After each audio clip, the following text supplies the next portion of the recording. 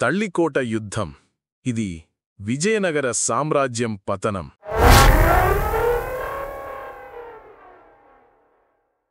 నమస్కారం. ఈరోజు మనం దక్షిణ భారతదేశ చరిత్రలో ఒక చాలా కీలకమైన ఘట్టం గురించి మాట్లాడుకుందాం. అవును, మన దగ్గరున్న ఆధారాలను బట్టి చూస్తే తళ్ళికోట యుద్ధం, ఆ తర్వాత ఆ గొప్ప విజయనగర సామ్రాజ్యం ఎలా పతనమైంది అన్నది చాలా ఆసక్తికరమైన విషయం. ముందుగా కొంచెం నేపథ్యం చూద్దాం. విజయనగర సామ్రాజ్యం అంటే 14వ శతాబ్దం నుంచి దక్షిణాన హిందూ సంస్కృతికి రాజకీయ శక్తికి ఒక పెద్ద కేంద్రం కదా. నిజమే. అపారమైన సంపద, అద్భుతమైన కళలు, వాస్తుశిల్పం ఒక వెలుగు వెలిగింది. అయితే 16వ శతాబ్దం మధ్యకొచ్చేసరికి పరిస్థితి మారింది. ఈ దక్కన్ సుల్తానేట్లున్నాయి గదా, బీజాపూర్, గోల్కొండ, అహ్మద్నగర్, బీదర్, బేరార్, వీళ్లతో సంబంధాలు బాగా దెబ్బతిన్నాయి. కారణాలు అంటే ఎందుకలా జరిగింది? చూడండి, ముఖ్యంగా భూభాగాల కోసం పోటీ, తర్వాత వ్యాపార మార్గాలపై ఆధిపత్యం, ఎవరు గొప్ప అనే రాజకీయ ఆశయాలు, ఇవే ప్రధాన కారణాలు. అంటే కేవలం మతపరమైన ఘర్షణ అని చెప్పలేమా? అలా పైపైన కనిపిస్తోంది, కానీ లోతుగా చూస్తే అధికారం, వ్యూహాత్మక పొత్తులు, కొన్నిసార్లు వ్యక్తిగత కక్షలు, ఇవే అసలు కారణాలని మనకు ఆధారాలు చెప్తున్నాయి. సరే, అర్థమైంది. మరి ఈ ఉద్రిక్తతలు పెరిగి ఆ సుల్తాన్లంతా ఒకటయ్యరా? అవును. విజయనగరం బలాన్ని చూసి దాన్ని ఎలాగైనా ఎదుర్కోవాలని, వాళ్ల ఆధిపత్యాన్ని సవాలు చేయాలనే ఉద్దేశ్యంతో వీళ్లంతా ఒక కూటమిగా ఏర్పడ్డారు. అదే యుద్ధానికి దారితీసింది. ఆ యుద్ధం, తళ్ళికోట యుద్ధం, ఎప్పుడు, ఎక్కడ జరిగింది? తేదీ జనవరి 26, 1565. ఇప్పటి కర్ణాటకలో తల్లికోట దగ్గర రక్కసి తంగడి అనే గ్రామాల మధ్య జరిగిందంటారు. సైన్యాల విషయానికొస్తే విజయనగరం వైపు ఎవరున్నారు? విజయనగరం వైపు అసలు నాయకుడు అళియా రామరాయ. వయస్సు పైబడినా ఆయనే అన్నీ చూసుకునేవారు. వాళ్ల సైన్యం చాలా పెద్దది, 1,00,000కి పైగా కాలుబలం ఉండేదని అంచనా. 1,00,000కు పైగానా? మరి సుల్తాన్ల కూటమి? వాళ్ల దగ్గర కాల్బలం కొంచెం తక్కువే, సుమారు 80,000. కాని వాళ్ల అశ్విక దళం అంటే గుర్రపు దళం దాదాపు 30,000 ఉండేది. అది విజయనగరం కన్నా చాలా ఎక్కువ. అలీ ఆదిల్ షా, హుసేన్ నిజాం షా లాంటి వాళ్లు నాయకత్వం వహించారు. గుర్రపు దళం తేగ చాలా ఉందన్నమాట.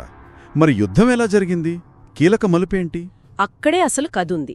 మొదట్లో విజయనగరానిదే పైచేయిలా కనిపించింది, కాని 2 సంఘటనలు మొత్తం మార్చేశాయి. అవునా? ఏంటవి? మొదటిది నమ్మకద్రోహం. విజయనగర సైన్యంలో చాలా నమ్మకస్తులైన 2 ముస్లిం సేనాధిపతులు, గిలానీ సోదరులు అంటారు. వాళ్లు కీలక సమయంలో సుల్తానుల వైపు మారిపోయారు. అయ్యో, అంటే లోపల నుంచే దెబ్బపడిందా? ఖచ్చితంగా. ఇది విజయనగర వ్యూహాన్ని పూర్తిగా దెబ్బతీసింది. ఇక రెండోది సుల్తానుల ఫిరంగులు. ఫిరంగులా? వాటి పాత్ర ఏంటి? అవును, సుల్తానుల కూటమి ఫిరంగులను చాలా వ్యూహాత్మకంగా, ప్రభావవంతంగా వాడింది.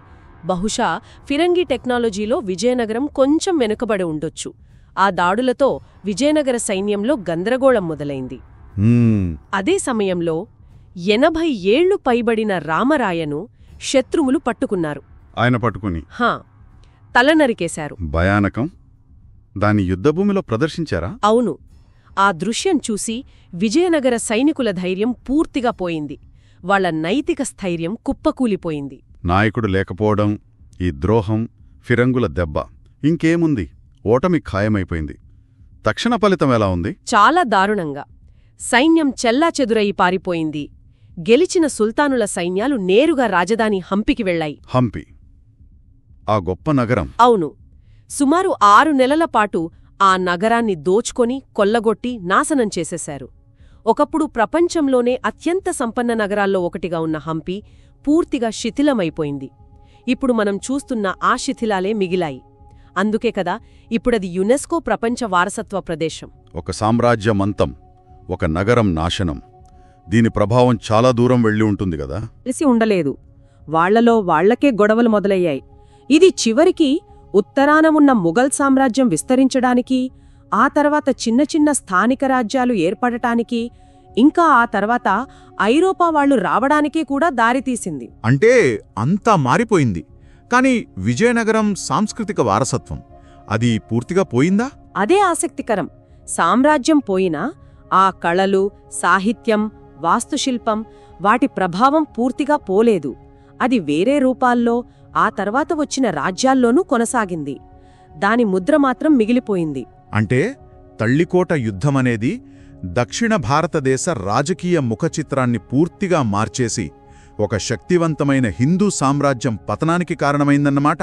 ఖచ్చితంగా ఇది ఒక నిర్ణయాత్మక ఘట్టం. అధికార సమతుల్యత పూర్తిగా మారిపోయింది. ముగింపుగా శ్రోతలు ఆలోచించడానికి ఏదైనా ప్రశ్న ఉందా? ఒక పెద్ద సామ్రాజ్యం కూలిపోవడానికి బయటి శత్రువుల కన్నా అంతర్గత కలహాలు, నమ్మకద్రోహాలు ఎంత ప్రమాదకరం? లేదా సైనిక పరంగా, సాంకేతికంగా వెనుకబడటం ఎంత పాత్ర పోషిస్తుంది? ఆ హంపి శిథిలాలను చూసినప్పుడు గతం మనకు ఏం నేర్పుతుంది అనే ప్రశ్నలు మనల్ని ఆలోచింపజేయాలి కదా.